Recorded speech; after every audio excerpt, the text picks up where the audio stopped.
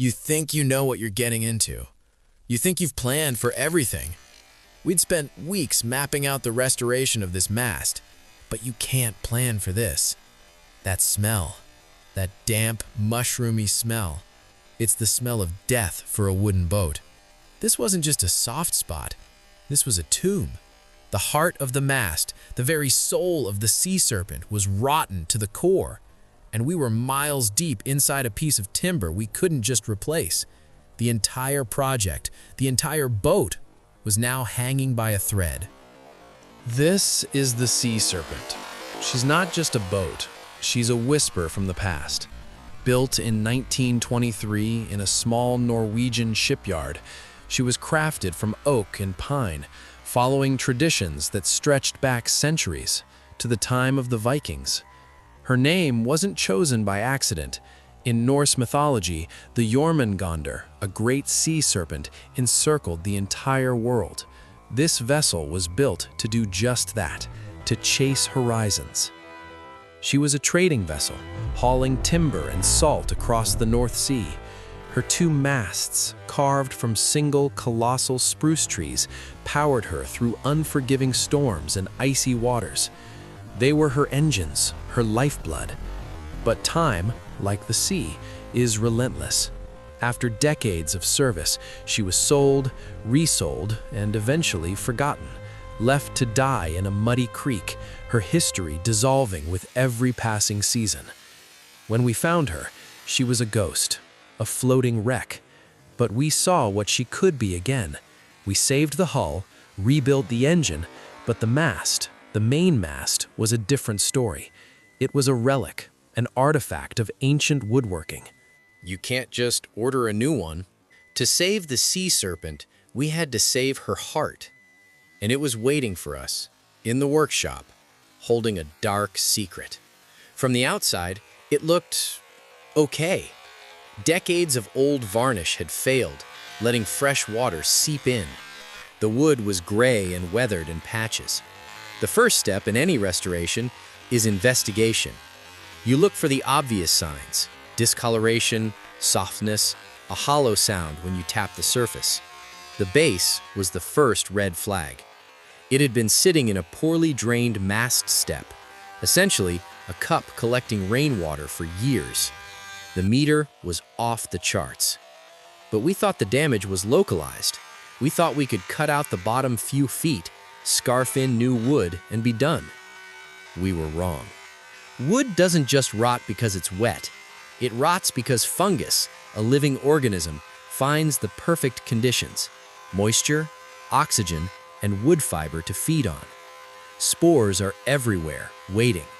Over the years, water had found a path deep inside the mast, likely through old hardware fittings or small cracks in the grain. This wasn't wet rot. This was a deeply established fungal colony. It was eating the mast from the inside out. The problem is, the outer layers of old-growth spruce are incredibly dense and resilient. The core is softer. The rot had created a hidden cavity. From the outside, the mast looked structurally sound, but on the inside, it was becoming hollow. That dull thud we heard, that was the sound of a void. This mast was a ticking time bomb. Under the immense compression of the rigging, it could have exploded. There was only one way forward: radical surgery.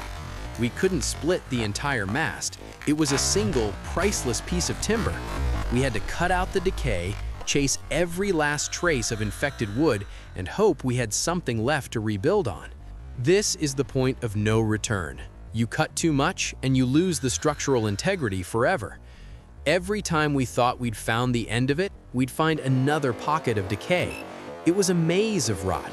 We spent days just removing the dead wood, using specialized hooked tools to pull out handfuls of what looked like wet coffee grounds.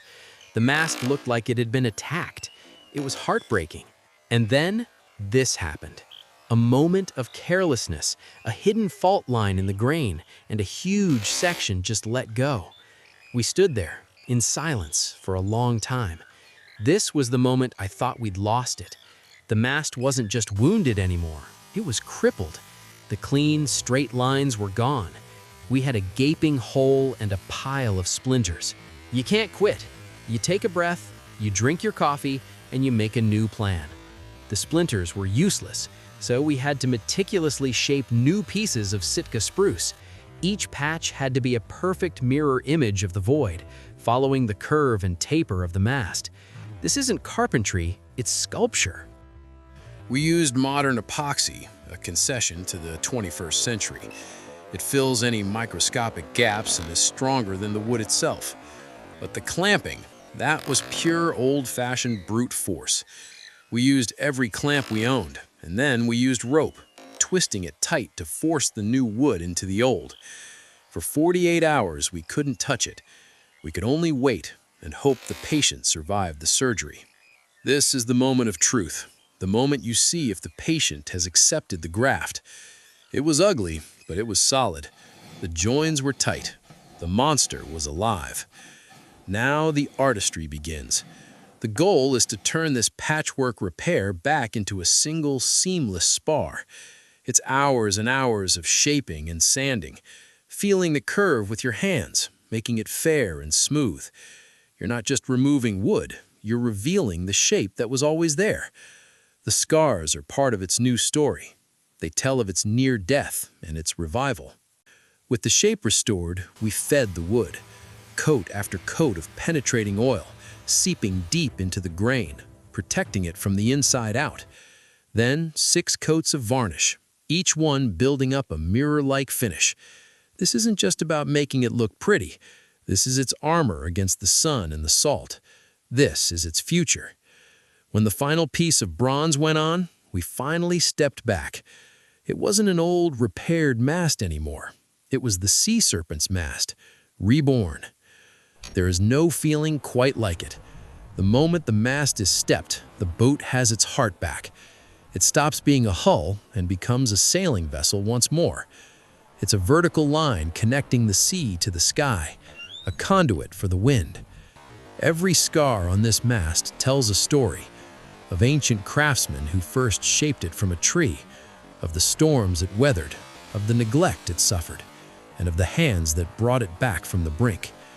It's a testament to the idea that some things are too important to throw away. Preserving history isn't just about museums. It's about keeping these skills and these magnificent objects alive, breathing, and doing what they were made to do. The Sea Serpent is whole again, but a mast is nothing without its rigging. Our next challenge, learning the lost art of traditional rigging, splicing miles of rope and wrestling with tons of tension to give this old warrior her wings back. That story is coming next.